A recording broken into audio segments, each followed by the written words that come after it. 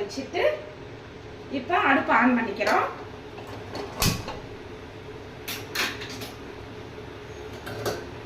இப்போ இதில் வெண்ணெய் சேர்த்துக்கிறோம். நம்ம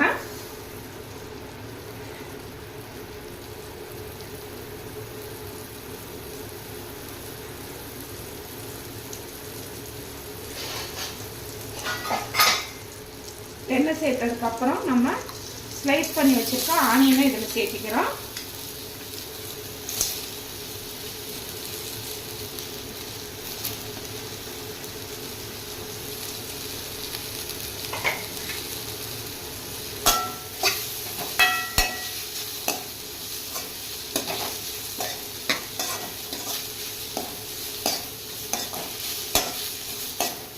இப்போ நல்லா ஆனியன் வந்து நல்லா வணங்குற வரைக்கும் நம்ம நல்லா இதை வதக்கிக்கணும்.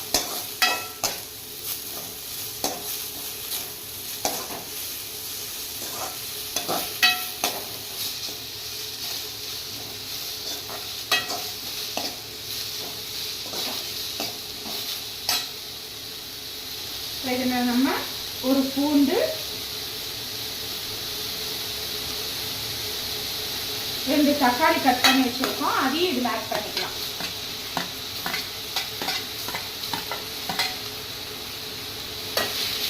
எல்லாத்தையும் சேர்த்து நம்ம கலந்துட்டு வெங்காயமும் தக்காளியும் இப்போ இது குக்காருக்காண்டி இதில் நம்ம கொஞ்சமாக சால்ட் ஆட் பண்ணிக்கலாம்.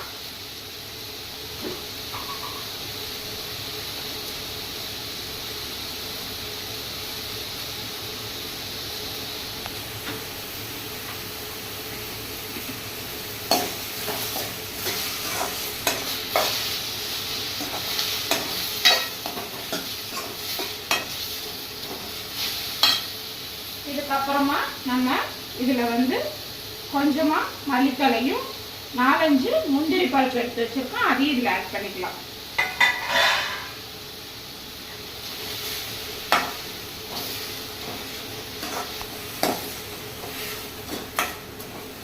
இதில் வந்து நம்ம எண்ணெயோ எதுவும் சேர்க்கலை, வெறும் வெண்ணெய் மட்டும்தான் இதில் சேர்த்துருக்கோம்.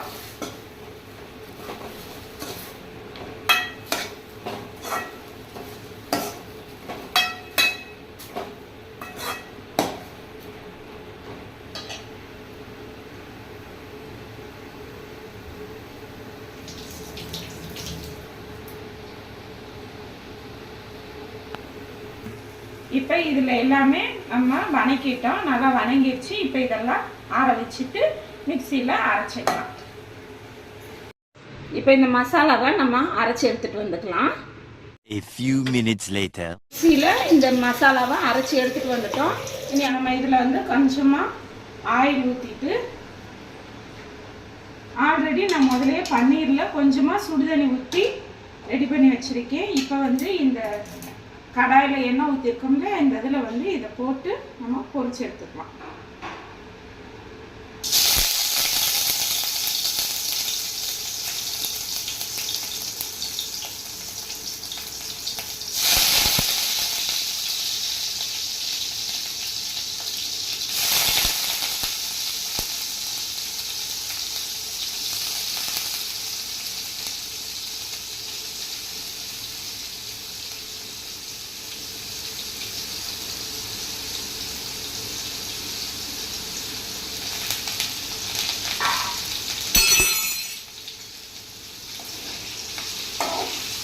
சும்மா ஒரு சாஸ் மட்டும் வச்சு பொரிச்சு எடுத்துக்கலாம்.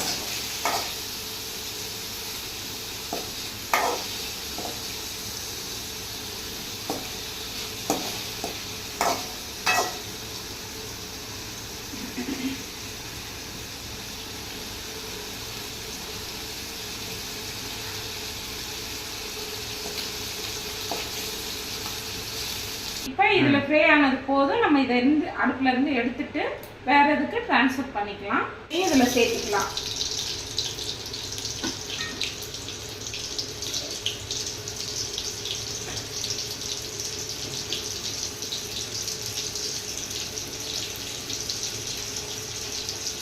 இப்போ வெண்ணெய் உருகுனதுக்கு அப்புறமா இதில் நம்ம 2 பட்டை மட்டும் போட்டு தரலாம்.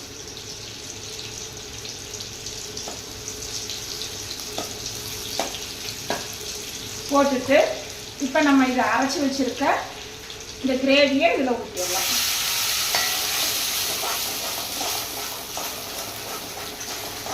ஊற்றிட்டு நம்மளுக்கு எவ்வளோ தண்ணி வேணுமோ இந்த மிக்ஸி ஜாரில் அலாசி அதில் ஊற்றிக்கலாம்.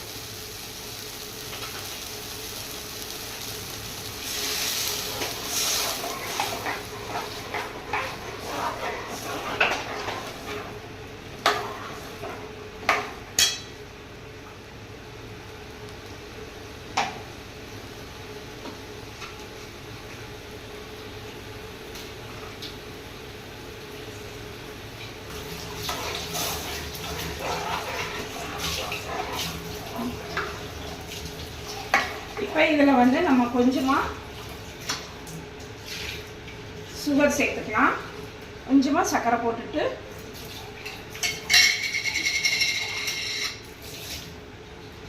கொஞ்சமாக சால்ட் போட்டுட்டு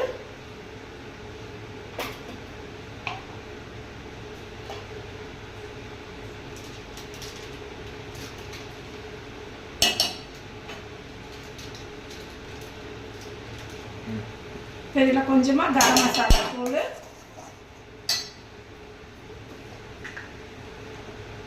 காரத்துக்கு ஏற்ப மிளகாத்தூள் நம்ம போட்டுக்கலாம். இதில்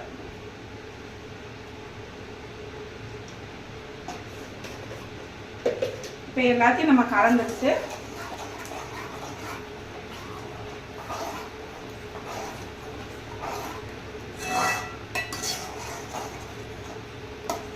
இப்போ நம்ம இதில் ஏற்கனவே பொரிச்சு வச்சிருக்க பன்னீரையும் இதுவே சேர்த்திடலாம். நம்ம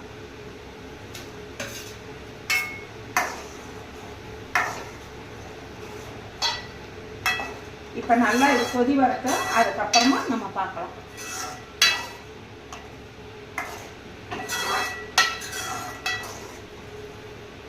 கொஞ்சமாக ஃப்ரெஷ் க்ரீமு ஆட் பண்ணிக்கலாம்.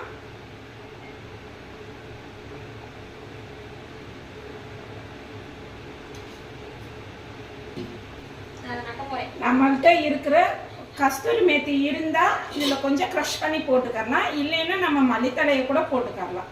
இப்போ எல்லா ப்ராசஸிங் முடிஞ்சு பன்னீர் பட்டர் மசாலா ரெடி ஆயிடுச்சு.